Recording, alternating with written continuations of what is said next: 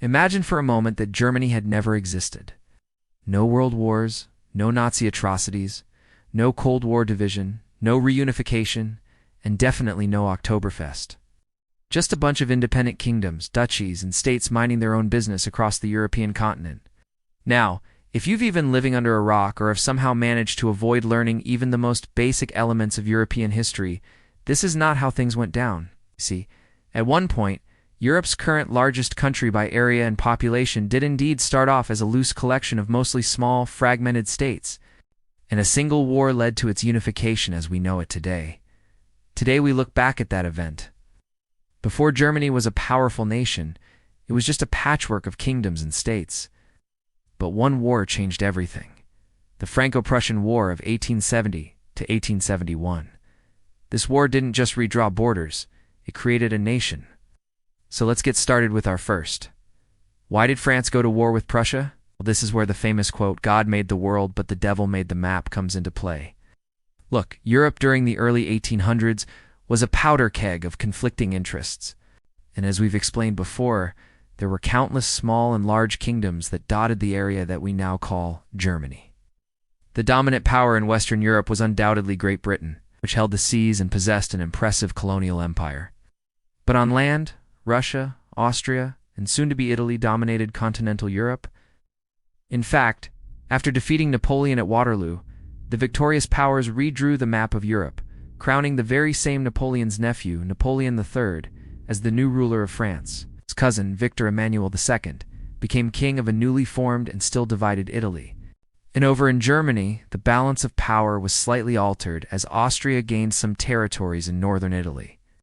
So now, let's meet our main players in this story, Prussia and its leader, Otto von Bismarck.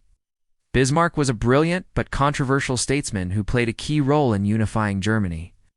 He cleverly used a combination of diplomacy, cunning, patience, military force, and propaganda to achieve his goals. His method was called Realpolitik, meaning realistic politics. To put it simply, Bismarck believed that politics was about achieving practical results, not lofty ideals. So he was willing to do whatever it took to make Germany stronger, even if that meant going to war. But why did he want to unify Germany in the first place? Well, to answer that, we need to look at the situation facing Prussia at the time. First off, Prussia was surrounded by rivals like Austria, Denmark, and France, which made it vulnerable to attack.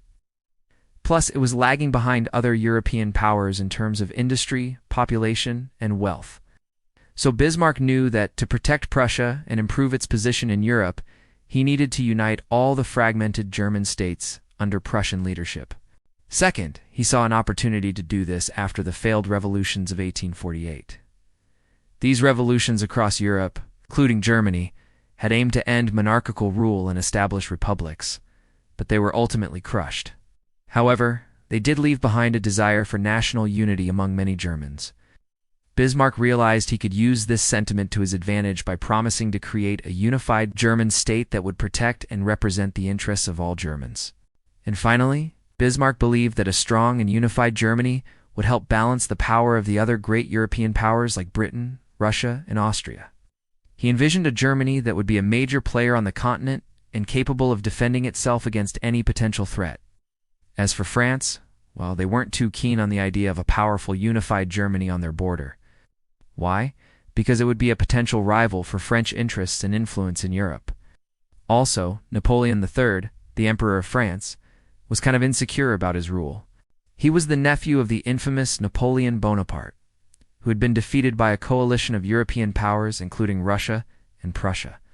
So with those motivations in mind, let's get back to the war. So France and Prussia were at odds and tensions were high. Then, in June 1870, a series of events occurred that escalated the conflict and led to the outbreak of war. Let's break it down. First, there was a diplomatic crisis between France and Prussia regarding the Spanish throne. Spain had recently deposed their queen, Isabella II, due to her autocratic rule and unpopularity. And several candidates, including members of the Hohenzollern family, were considered as her replacement. Bismarck favored the Hohenzollern candidate, Leopold, and informed the French ambassador of the decision.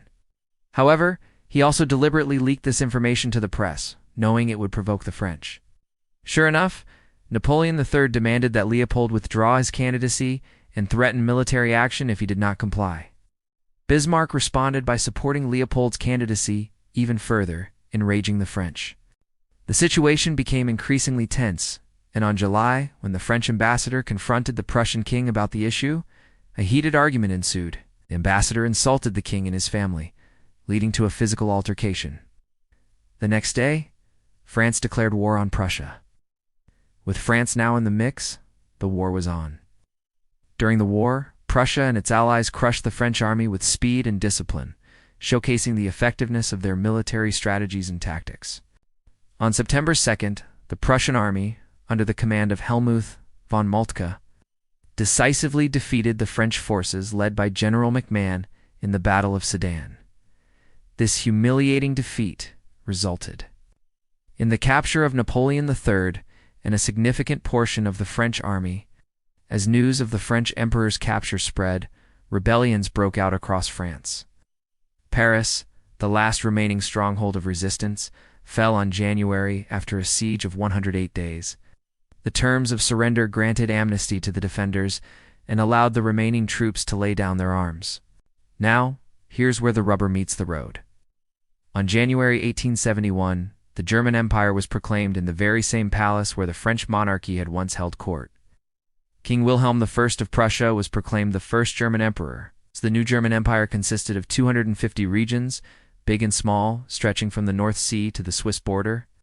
Prussia was the most powerful state within the empire, and its capital, Berlin, became the seat of government. The new empire encompassed diverse territories, each with its unique culture and history. These included the previously independent states of Saxony, Bavaria, Hanover, Hesse, and others.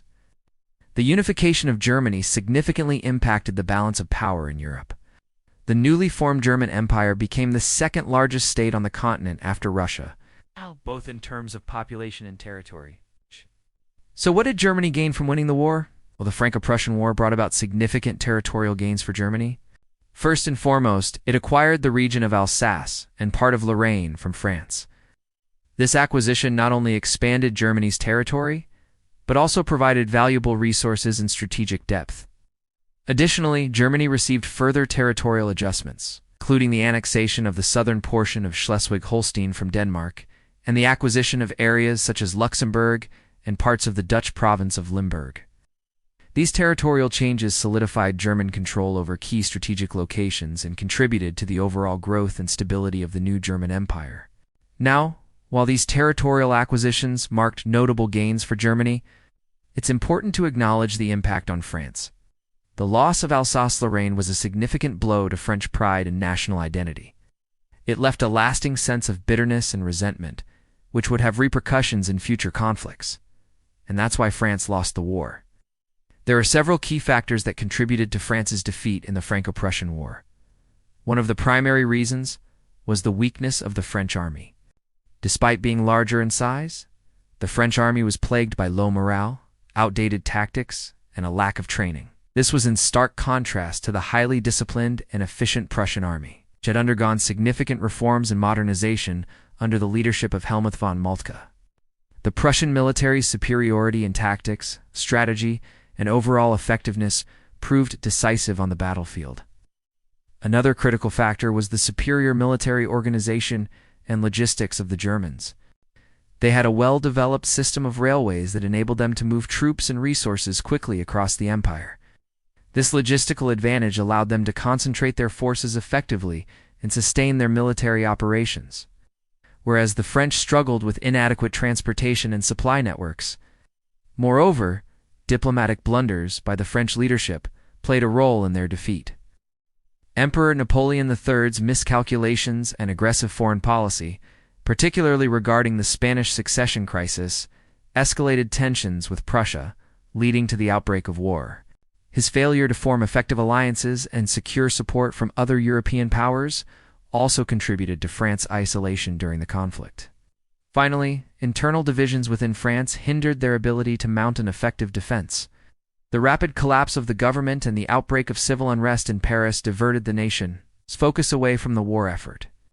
While the war was ultimately lost, it had a profound impact on France, leaving a legacy of bitterness, humiliation, and a determination to seek revenge.